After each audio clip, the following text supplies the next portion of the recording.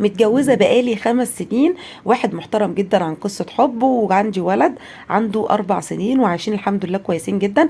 اللي كان فارق معايا في قصة الجواز دي ان انا بعدت عن صاحبتي الوحيدة عشرة عمري من ابتدائي. ما كناش بنفارق بعض ابدا ولا بنسيب بعض خالص في اي اوقاتنا.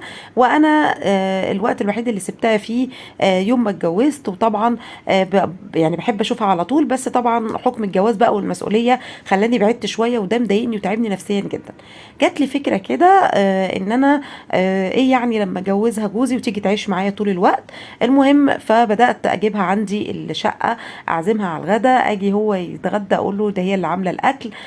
نروح النادي اسيبهم يقعدوا مع بعض شويه، اقول لهم راح اجيب حاجه، وعشان اقربهم من بعض واخليهم ياخدوا على بعض.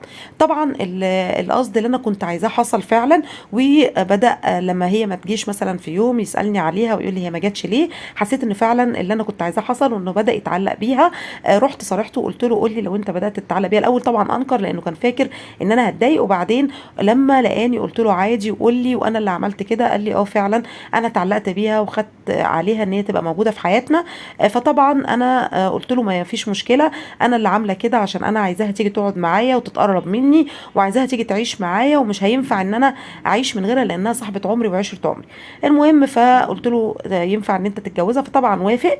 فرحنا انا وهو اتقدمنا لاهلها، وكانوا مستغربين جدا ان انا رايحه بنفسي. وقعدت معاها وقلت لها انا عامله كل ده عشان تيجي تعيشي معايا وما تفارقنيش ابدا، وان احنا الاتنين نشترك في جوزي ونعيش مع بعض على طول. قالت لي تمام. المهم اتجوزها وراحوا كام يوم شرم الشيخ زي اي عرايس يعني لوحدهم. وانا كنت مبسوطه طبعا، حقهم ان هم يروحوا يعني يعيشوا حياتهم. ولما رجعت لقيتها متغيره تماما، بتقعد لوحدها في الاوضه، ما بتطلعش منها خالص. متغيره، هو ميال ليها اكتر وبيقعد معاها اكتر. بس فوجئت بعد اسبوع من رجوعها ان هو بيقول لي انا هاخد لها شقه بره، هي مش مرتاحه وهتقعد بره. بدات اقول له ازاي تاخد لها شقه بره؟ ما انا عامله كل ده عشان خاطر هي تيجي تقعد معايا، ازاي تاخد لها شقه بره؟ فطبعا ده مضايقني جدا، واللي انا عملته حسيت ان هي خدت اللي انا عملته غلط، وان هي خدت جوزي مني. فلو سمحتوا قولوا لي انا المفروض اعمل ايه عشان ارجع الوضع زي ما كان.